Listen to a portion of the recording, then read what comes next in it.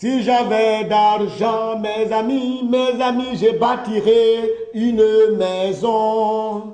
Si j'avais d'argent, mes amis, je bâtirais une maison. Là-bas, dans la plaine, une maison. Là-bas, dans la plaine, une maison. Les gars, moi j'ai envie de faire, on va toujours parler un peu de tout ce qui se passe en Côte d'Ivoire et puis aussi en Afrique un peu. Il faut qu'on parle un peu de ça. Bon, je voulais parler un peu de PPTE. Comme on parle d'argent, il faudrait qu'on parle de PPTE. Ça dit qu'il y a quelque chose que je ne comprends pas. C'est pour ça que je n'aime pas les politiciens. Ça dit une manière de mentir au peuple, quoi. Je me rappelle très bien.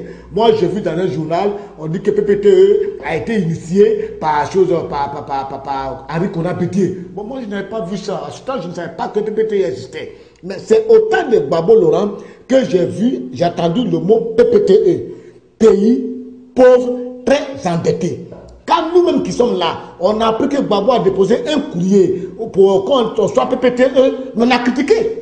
Il y a des gens qui ont critiqué. Les supporters de la salle, ils ont critiqué. Les supporters des BD ont critiqué. Ils ont dit, mais voilà quelqu'un, il a trouvé la Côte d'Ivoire riche et puis il rend ça un pays pauvre, très endetté. On a tous critiqué ça. Moi-même qui vous parle, j'ai critiqué.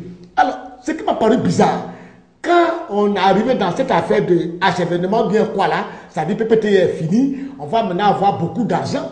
Je vois que le PDCI jubile, le FDA jubile, jusqu'à le président Bédié a baissé un courrier de félicitations à la Centrale Ouattara. Il y a eu un conseil des ministres qui a eu lieu à Yamoussoukro où ils ont fêté, ils ont sablé le champagne, ils ont ri, se sont embrassés. Ah! Donc PPTE là, c'était bon. Mais si c'était bon, quand Gbagbo a engagé, pourquoi vous n'avez pas dit que c'est une bonne chose et puis vous avez critiqué ça?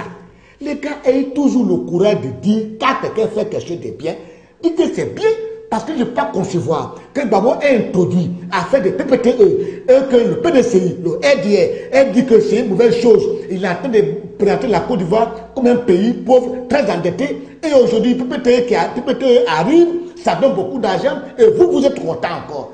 Mais c'est quoi ça? Mais ce que je peux dire, Gbagbo a été le père des PPTE. Ça c'est vrai, c'est lui qui a fait PPTE. Donc on devait le soutenir, mais on l'a critiqué. Maintenant que c'est nous qui sommes au pouvoir, et puis maintenant, c'est fini, maintenant on gagne l'argent, on crie encore victoire. C'est la victoire du SPI, c'est la victoire de Gbagbo. Tout simplement, la victoire est venue, ça nous a croisé le RDA, RHDP sur la route. Dans la vie, il faut avoir de l'honnêteté. Il faut être honnête. C'est-à-dire on fait la politique, mais il faut savoir faire aussi la réelle politique. Et c'est très important. Maintenant, il y a des Ivoiriens qui prennent PPTE pour dire que oui, l'argent vient. Mais quel argent qui vient? Il y a un monsieur même qui me devait de l'argent. Je suis parti le voir. Il dit, ah oui, tu sais, les temps sont durs. Il faut attendre, comme on dit la semaine prochaine, PPTE, là, ça va se régler. Dès qu'on règle ça, on paie mon argent, je te donne. Ah oui? Il y a des gens qui doivent le loyer, ils attendent PPTE. Moi, je connais une dame qui causait avec ses camarades que, hé, chérie, ma camarade, moi, c'est 2 jours qu'on m'a dit des problèmes. On va au marché avec 3 000 francs. Mais il m'a dit d'attendre avec un PPTE va venir là. J'ai parti marcher avec 10 000. Donc, tu vois, les Noirs, ils ont pris PPTE pour penser que c'est des milliards en avant en Côte d'Ivoire et puis on va se partager. Il y a même des médecins, c'est-à-dire ceux mecs qui sont partis à l'école, qui veulent faire grève pour dire l'argent de PPTE là. Ils ont besoin de leur parti. PPTE, c'est pas comme ça. PPTE, c'est pas comme ça. PPTE veut dire, tu me devais de l'argent, il ne faut plus me payer, il faut t'occuper de tes problèmes. C'est ça. C'est-à-dire, je prends un exemple. Je prends un ami comme Agoulou, un ami Lachou. Il a des problèmes. C'est-à-dire, chez lui, la maison, il doit au champ. Il doit payer la maison. Il doit payer l'eau, il doit payer le courant. La facture lui revient chaque fin du mois peut-être à 200 000 francs CFA. Et on lui dit, bon, comme tu dois payer 200 000 francs CFA par mois, on ne veut plus que tu payes ces 200 000 francs par mois. Il faut garder ça, mais prends cet argent-là pour soigner tes enfants, les mettre à l'école. Voilà ce que veut dire PPTE, c'est simple. C'est que la Côte d'Ivoire devait là, on ne va plus payer les crédits. L'argent qu'on prenait pour payer nos crédits, on nous a dit de prendre ça pour s'occuper de nous-mêmes. Ce n'est pas l'argent qui vient de la Banque mondiale, on va manger, c'est pas comme ça. Les Africains, ils ne comprennent rien, ils sont têtus, ils ne savent pas comprendre, ils ne savent pas analyser. Si on n'a pas expliqué ça, un matin, il va y avoir guerre dans le pays pour rien à cause de PPTE. Je vous dis, hein, PPTE qui est venu là, les enseignants attendent leur argent PPTE. Docteur aussi attend. Même moi qui suis là, je pensais que PPTE, quand ça a venu, ça allait un peu, on allait me donner quelque chose. Oh, c'est pas l'argent qui est comme ça. C'est maintenant, on nous a bien expliqué, c'est maintenant que j'ai compris. J'ai dit, hein? C'est pas l'argent qu'on nous envoie. Donc les gars, allons doucement un peu, allons doucement. Et puis quand on fait une politique aussi, soyons réalistes. Il y a un cas du Mali. Les gens du Mali là, c'est un dossier qui est devenu tellement bizarre. Hein? C'est bizarre. Vous voyez là-bas, il y a une réunion de CEDEAO au Burkina. Alassane est parti là-bas. Tu m'entends? Il est parti là-bas. Mais aucun membre de la transition du Mali n'est parti là-bas. Yaya n'est pas parti. Modibo Diarra n'est pas parti. Diakounda n'est pas parti. Diakounda lui a dit qu'il paraît via la réunion. Yaya est au Mali. Il a fusil à la main. Donc Modibo qui est premier ministre là, il a peur de Yaya. Il a dit ça, il a dit aux gens, c'est lui qui va aller à cette réunion-là. C'est que c'est lui qui est contre Mali. S'il va, Kopi va venir. Est-ce que Diarra est parti? Diarra n'est pas parti. Hein? Le problème de Mali, c'est un problème tellement sérieux que j'aimerais que la communauté internationale s'implique. Sinon, ce n'est pas bien. Parce que le nord du Mali est occupé. Il faut qu'ils n'ont qu'à voir les pays frontaliers au nord du Mali pour pouvoir résoudre ce problème-là. Parce que, ou bien si Yaya ne veut pas, on laisse Yaya. On laisse le Mali, on laisse Yaya. Peut-être lui-même va mettre de l'ordre et puis il va encore aller chasser les gens qui occupent le nord. Oh, Yaya ne peut pas. Mais c'est un garçon qui ne cherche pas à comprendre. Il veut forcément être président. Président, est-ce que tu es président là? Tu peux aller chasser les gens qui sont au nord là? Tu ne peux pas. Attends-toi avec tes parents, attends-toi avec tes frères, tes grands frères de la sous-région. Ce sont tes aînés. Ils vont t'aider à régler cette affaire-là. Mais chaque fois, tu menaces les Maliens des armes, ça fait qu'ils ont tous peur. Chacun a peur. Aller frapper un président, on n'a jamais vu ça. C'est au Mali, on a vu des gens rentrent dans le bureau, puis on frappe le président. Premier ministre aussi ne peut pas parler. Il y a réunion, personne ne peut venir. Il y a un problème. Il y a un problème au Mali. Je voudrais que vraiment on s'intéresse beaucoup à cela. C'est très dangereux. Je tenais à vous dire cela.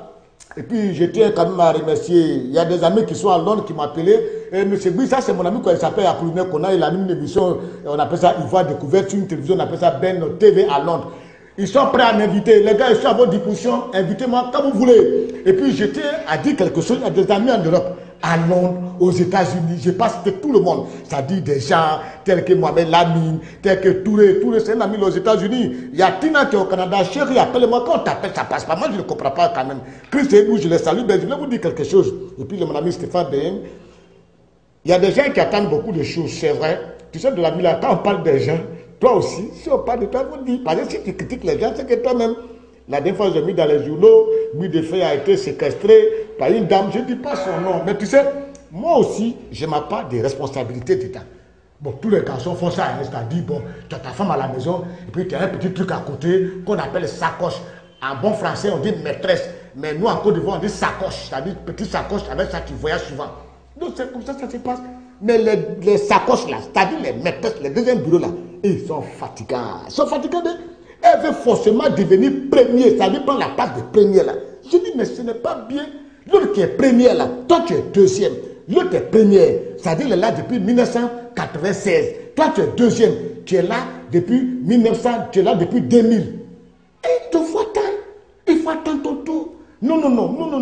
La dernière fois, j'ai menti un peu quoi. J'ai menti à ma femme que je m'avais en Bayakourou. Et puis je suis quitté, allé chez le truc là, sa poche là. Elle est là. Pourquoi tu te caches pour venir ici? Il faut que ta femme sache que moi aussi j'existe. Je dis, doucement, blé. Je dis, pépé. Je suis couché dans la maison là, les gars. Dès les 23 heures là. Elle appelle ma femme au téléphone. Quand ton mari là, il est ici, hein? Il est ici. Moi, je ne suis pas au courant. J'étais là en train de t'aller, j'étais un petit pain là, et puis je suis assis là, je regarde. À ma grande surprise, je vois ma femme qui apparaît. J'ai dit, quand je l'ai vu, j'ai crié, j'ai dit, elle dit, tu fais quoi ici? J'ai dit, non, je suis venu dire à la fille là qu'elle et moi, c'est fini. Elle dit, mais tu vas lui dire ça au téléphone? Et puis tu attaches pas pour venir lui dire ça. C'est à faire là que j'ai eu. Bon, on peut me pardonner, mon cher, ça arrive, c'est des choses, ça arrive. Mais moi aussi, je n'ai pas perdu le temps à une dame quand même, si elle est numéro 2, elle a envie d'être un jour numéro 1. Donc, je n'ai pas le temps de perdre le temps à une femme. C'est pour dire aussi aux garçons, évitez de perdre le temps à une femme. Si vous êtes marié, que vous ne pouvez pas garder l'autre femme là, la prendre comme épouse, évitez de perdre son temps. Laissez-la, elle va se marier ailleurs. Ça aussi, c'est la vérité. Mes amis du RDR, ah les gars, RDR là, avant, quand ils n'étaient pas, ils étaient encore dans l'opposition, ils se cachaient, on ne les voyait pas. À ce temps-là, on les voyait facilement. Et quand on les appelle, ils décochaient facilement. Ça, c'est quand ils se cachaient. Quand ils se cachaient, on les voyait facilement. On les appelait facilement. Ils décochaient facilement. Maintenant qu'ils sont au pouvoir, ils ne se cachent plus. On ne les voit plus. on les appelle, on les gagne plus. Mais dans quel pays sommes-nous? Quelqu'un qui se cache, on le voit vite. Quand il ne se cache pas, on ne le voit plus. Après, attendez, vous devez vous dire, on veut qu'à quoi? À la prochaine. Wabou! Si j'avais d'argent, mes amis, je bâtirais une maison. À la prochaine.